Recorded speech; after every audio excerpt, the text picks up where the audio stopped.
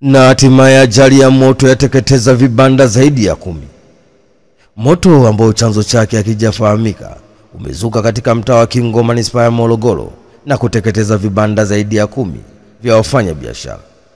Baadhi ya mashuhuda wa tukio hilo wanasema waliona moto katika moja ya kibanda kisha kuenea kwa kasi, ambapo katika vibanda hivyo mlikuwa na vitu vya thamani ambavyo ni vitanda, viti, meza na makochi ambavyo hutengenezwa kwa ajili ya kuuzwa.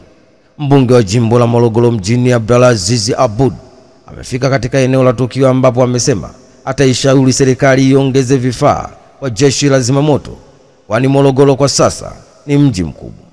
Aidha, mwakilishi wa jeshi la zimamoto na uokoaji Daniel Mnyala amesema walifika kwa wakati eneo la tukio na kwamba taarifa zilichelewa kufika, lakini kwa kushirikiana na kikosi cha mizinga JWTZ wamefanikiwa kuokoa baadhi ya nyumba na vibanda, lakini kwa sasa vibanda zaidi ya 10 vilikuwa vimekwisha teketea. Vile vile amesema hadi sasa chanzo cha moto huo bado hujafahamika na thamani ya mali iliyoteketea bado haijajulikana. Ni taarifa kutoka Morogoro. Hatimaye moto ambao chanzo chake hakijafahamika umezuka katika mtaa wa Kingo manispaa ya Morogoro na kuteketeza vibanda zaidi ya 10 vya wafanya biashara. Na hatimaye waziri wa TAMISEMI avunja mikataba 4. Waziri wa nchi ofisi ya Rais TAMISEMI Mohamed Mchengerwa ameagiza kuvunjwa kwa mikataba ya kampuni 4 zilizoshindwa kukamilisha miradi ya barabara chini ya TARURA licha ya kuongezewa muda wake. Akiongea jijini Dar es Salaam, Mohamed Mchengerwa amesema miradi hiyo ipo Geita, Kigoma, Kahama, Dodoma, na pia ameagiza kampuni hizo ziondolewe kwenye orodha ya wakandarasi wa serikali. Ni taarifa kutoka jijini Dar es Salaam. Hatimaye waziri wa nchi ofisi ya Rais TAMISEMI Mohamed Mchengerwa ameagiza kuvunjwa kwa mikataba ya kampuni 4 zilizoshindwa kukamilisha miradi ya barabara chini ya TARURA licha ya kuongezewa muda wake. Akiongea jijini Dar es Salaam, Mohamed Mchengerwa amesema miradi hiyo ipo Geita, Kigoma, Kahama na Dodoma, na pia ameagiza kampuni hizo ziondolewe kwenye orodha ya wakandarasi wa serikali. Maya aliiba mafuta kisha kuchoma gari moto adakwa na jeshi la polisi. Jeshi la polisi mkoani Morogoro limefanikiwa kumkamata Abubakar Muchangwa mwenye umri wa miaka 29, dereva wa lori la mafuta lenye namba za usajili T661BXW na tira lake lenye nambari T489BHC, ambaye alikuwa anatafutwa kwa tuhuma za kuiba mafuta aina ya diesel lita 1035 yenye thamani ya zaidi ya milioni 77 kisha kulichoma gari moto kwa lengo la kupoteza ushahidi na yeye kutokomea usikojulikana. Kamanda wa polisi mkoani Morogoro SACP Alex Mkama amesema tukio hilo lilitokea Machi 16 mwaka 2025 katika kijiji cha Msimba, wilaya Kilosa, mkoani Morogoro, katika barabara ya Morogoro Twilinga.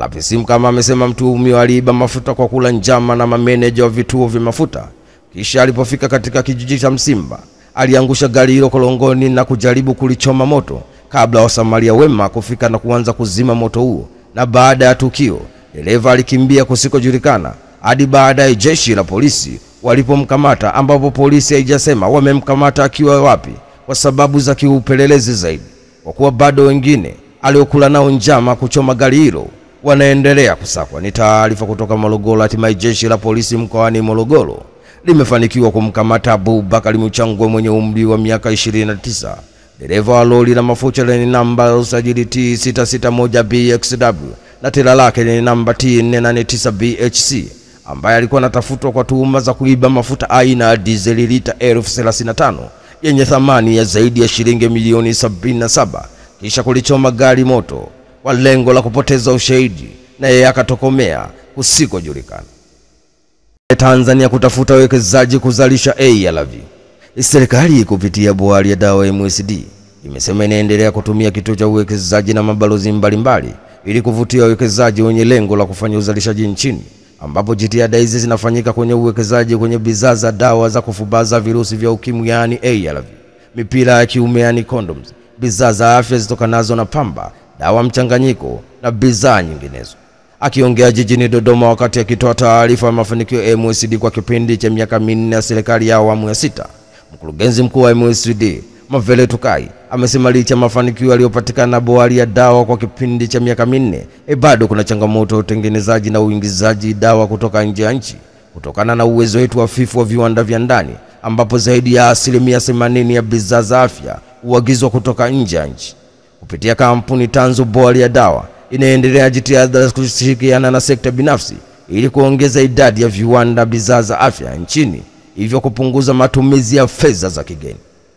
Kwa sasa Tanzania hakuna kiwanda kinachozalisha ARV wala condoms. Hivyo viwanda hivyo vikifanikiwa kujengwa vitakuwa ni viwanda pekee vinavyozalisha bidhaa hizo, hatua ambayo itasaidia kuhakiki na kupatikana kwake kwa hususan wakati huu ambapo serikali ya Rais wa Marekani Donald Trump za kusitisha misaada ya USAID zinazokwenda kuasili upatikanaji wa ARV maeneo mbalimbali ikiwemo Afrika. Ni taarifa kutoka jijini Dodoma. Hatimaye serikali kupitia Boali ya dawa MSD imesema inaendelea kutumia kituo cha uwekezaji na mabalozi mbalimbali ili kuvutia wawekezaji wenye lengo la kufanya uzalishaji nchini Tanzania, ambapo jitihada hizi zikifanyika kwenye uwekezaji kwenye bidhaa za dawa za kufubaza virusi vya ukimwi yani ARV na mipira ya kiume yani condom, bidhaa za afya zitokanazo na pamba, dawa mchanganyiko na bidhaa nyinginezo. Raia wa Tanzania sasa mtaingia nchini Kongo bila visa. Wizara ya mambo ya nje na ushirikiano wa Afrika Mashariki inapenda kufahamisha umma kwamba serikali ya Jamhuri ya Kidemokrasia ya Kongo DRC imeondoa hitaji la visa kwa raia wa Tanzania wanaoingia DRC kuanzia Machi 20 mwaka 2025. Taarifa iliyotolewa na wizara inasema baada ya Jamhuri ya Kidemokrasia ya Kongo DRC kujiunga na Jumuiya ya Afrika Mashariki East Africa Community mwezi Julai mwaka 2022 na baadaye Septemba 2 mwaka 2023, serikali ya Jamhuri ya Muungano wa Tanzania iliondoa utaratibu wa malipo ya visa kwa raia wanaotoka nchini Kongo, kwa matarajio ya nchi ya DRC pia kufuta utaratibu wa kutoza malipo ya visa kwa msingi wa kuunga mkono umoja wao. Serikali ya Jamhuri ya Muungano wa Tanzania inaamini kuwa uamuzi huu wa serikali ya DRC ni hatua nzuri katika kuimarisha muungano na utakuwa na manufaa, ikizingatia kuwa muingiliano mkubwa wa wananchi wa nchi hizi mbili katika masuala mbalimbali ya kijamii, ya kibiashara, vile vile kuondolewa kwa hitajio la visa utachochea ukuaji wa uwekezaji, biashara na kupunguza gharama. Hatua hii ni mmoja wa mafanikio ya serikali ya awamu ya 6 inaongozwa na Rais wa Tanzania Daktari Samia Suluhu Hassan, Rais wa Jamhuri ya Muungano wa Tanzania, katika kuimarisha mahusiano ya kidiplomasia na ujirani mwema kwa vitendo na ishara ya Tanzania kuzingatia miongozo ya Jamhuri ya Afrika Mashariki pamoja na mkataba wa eneo hili la biashara la bara la Afrika. Ni taarifa kutoka jijini Dar es Salaam. Hatimaye Wizara ya Mambo ya Nje na Ushirikiano wa Afrika Mashariki inapenda kufahamisha umma kwamba serikali ya Jamhuri ya Kidemokrasia ya Kongo DRC imeondoa hitajio la visa kwa raia wa Tanzania wanaoingia nchini DRC kuanzia Machi 20 mwaka 2025. Hatimaye mwanafunzi abakwa ndani ya ofisi ya mwalimu mkuu. Jeshi la polisi mkoani Morogoro linamshikilia mwalimu wa shule ya sekondari Zombo iliyopo wilaya Kilosa mkoani Morogoro kwa tuhuma za kumbaka mwanafunzi wa kidato cha pili mwenye umri wa miaka 16. Kamanda wa polisi mkoani Morogoro SACP Alex Mkama amemtaja mwalimu huyo anayetuhumiwa kubaka kuwa ni Mkame Mwansumo mwenye umri wa miaka 30 na kwamba anadaiwa kufanya kosa hilo majira ya asubuhi Machi 19 mwaka 2025 ndani ya ofisi ya mwalimu mkuu baada ya kumtuma akachukua andalio la masomo. RPC Mkama amesema baada ya mwanafunzi huyo kwenda ofisini aliyokuwa ametumwa katika ofisi ya mwalimu mkuu, mwalimu alimfuata nyuma na kuingia ndani na kufunga mlango. Amesema mwalimu huyo alikuwa na kaimu nafasi ya ukuu wa shule. Kwa uchunguzi wa awali umebaini chanzo ni mmomonyoko wa kimaadili kwa mwalimu huyo. Kwa sasa mwalimu anaendelea kuhojiwa na upelelezi utakapokamilika atafikishwa mahakamani. Ni taarifa kutoka Morogoro. Hatimaye jeshi la polisi mkoani Morogoro linamshikilia mwalimu wa shule ya sekondari Nzombo iliyopo wilaya Kilosa mkoani Morogoro kwa tuhuma za kumbaka mwanafunzi wa kidato cha pili mwenye umri wa miaka 16.